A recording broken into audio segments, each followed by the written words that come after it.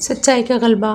ایک دفعہ کا واقعہ ہے کہ ایک جلاد کو کوتوال نے حکم دیا کہ حضرت سری سقطی کو سزائے موت دی جائے۔ عین اس وقت جب جلاد حضرت سری سقطی کا سر قلم کرنے لگا تو اس نے دیکھا کہ ایک بڑے ہی جلیل القدر بزرگ کھڑے ہیں اور انگلی کے اشارے سے حضرت سری سقطی کی گردن زنی سے منع فرما رہے ہیں۔ کوتوال شہر پر ہیبت سی طاری ہو گئی۔ وہاں پر قاضی وقت بھی تشریف فرما تھے۔ انہوں نے جب ساری صورتحال کا جائزہ لیا تو کوتوال شہر سے پوچھا کہ اس شخص کو کس بنا پر سزائے موت دی جا رہی ہے۔ کوتوال نے قاضی کو بتایا کہ یہ شخص قاتل ہے، اس کے خلاف گواہ اور ثبوت موجود ہیں اور انہی گواہوں اور شواہد کی روشنی میں اس کے قتل کا فیصلہ کیا گیا ہے۔ حضرت نے حضرت سری سقطی کے قتل کا فیصلہ موقوف کر دیا اور حکم دیا کہ ملزم اور گواہوں کو میری عدالت میں پیش کیا جائے۔ میں سارے بیانات اور شہادتیں خود سنوں گا اور پھر فیصلہ کروں گا۔ اگلے روز حضرت سری سقطی اور گواہ عدالت میں پیش ہوئے۔ قاضی نے پہلے جناب سری سقطی سے پوچھا، آپ پر جو الزامات لگائے گئے ہیں آپ ان کے متعلق اپنی صفائی پیش کریں۔ حضرت سری سقطی نے عرض کیا، میں بالکل بے گناہ ہوں۔ ایک رات میں اپنے مریدوں کے حلقے میں بیٹھا ہوا تھا کہ حضرت فتح موصلی کا ذکر چل نکلا۔ میرے مریدوں کا خیال تھا کہ موصوف پر ہر وقت جذب و سکر طاری رہتا ہے، ان کو اپنی خبر تک نہیں ہے، اور جس کو اپنی خبر نہ ہو وہ زمانے کی کیا خبر رکھ سکتا ہے، لہٰذا ایسے بے خبرے کو بزرگ نہیں سمجھا جا سکتا۔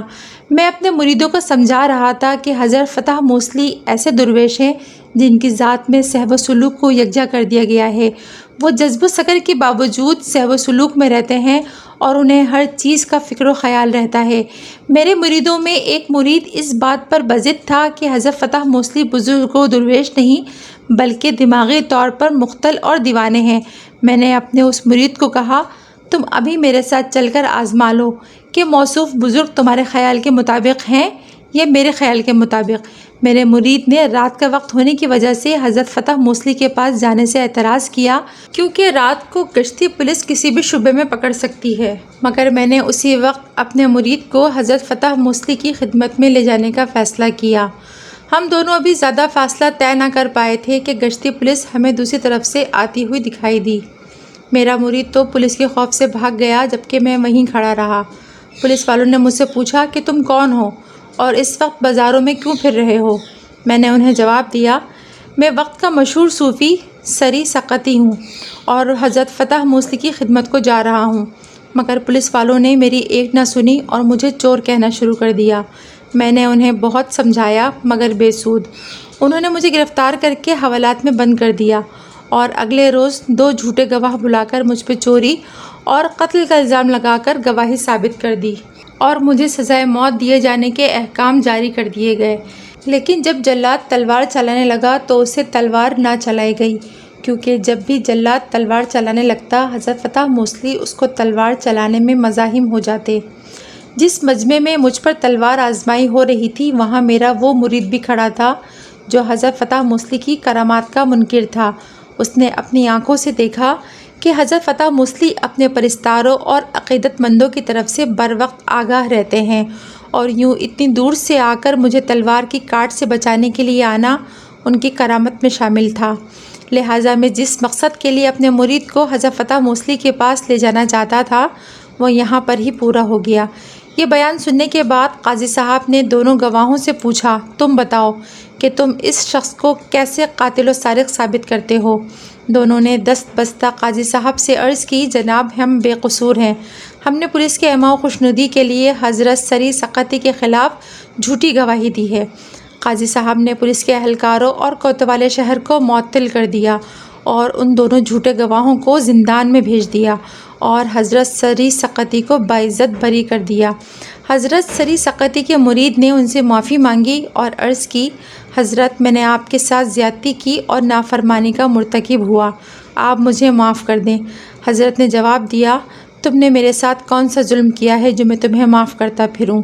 تم نے جس بات سے انکار کیا تھا اللہ تعالیٰ نے تمہارے جیتے جاگتے اس حقیقت کو تمہارے سامنے ثابت کر دیا کہ حضرت فتح موصلی صرف سکر و جذب میں ہی نہیں رہتے بلکہ سہو و سلوک میں بھی ہوتے ہیں۔ یوں اتنی دور سے مجھے قتل ہونے سے بچانے کے لیے آنا ان کا صحب و سلوک میں ہونا ثابت ہو گیا ہے۔ اس طرح یہ بھی ثابت ہو گیا کہ حضرت موصوف اپنے عزیزوں، دوستوں اور آشناؤں سے بھی غافل نہیں رہتے۔ جب بھی ان کے دوستوں عزیزوں پر کوئی کٹھن وقت پڑا وہ امداد بن کر سامنے آئے۔ مرید بھی اپنے مرشد کی بات اور خیال پر متفق ہو گیا اور حضرت فتح موصلی کی بزرگی کا قائل ہو گیا۔ بری ہونے کے بعد حضرت سری سقطی اپنے مرید کو لے کر حضرت فتح موصلی کی خدمت میں حاضر ہوئے۔ حضرت موصلی اس وقت شدید سکر و جذب کی کیفیت میں تھے۔ کافی دیر کے بعد انہوں نے حضرت سری سے پوچھا، آپ کون ہیں اور کس لیے آئے ہیں؟ آپ نے عرض کی، حضرت میں وقت کا صوفی سری سقطی ہوں۔ کمال ہے، آپ نے مجھے پہچانا نہیں، اور ابھی تھوڑی دیر پہلے آپ مجھے جلاد کی تلوار سے رہا کروا لائے ہیں۔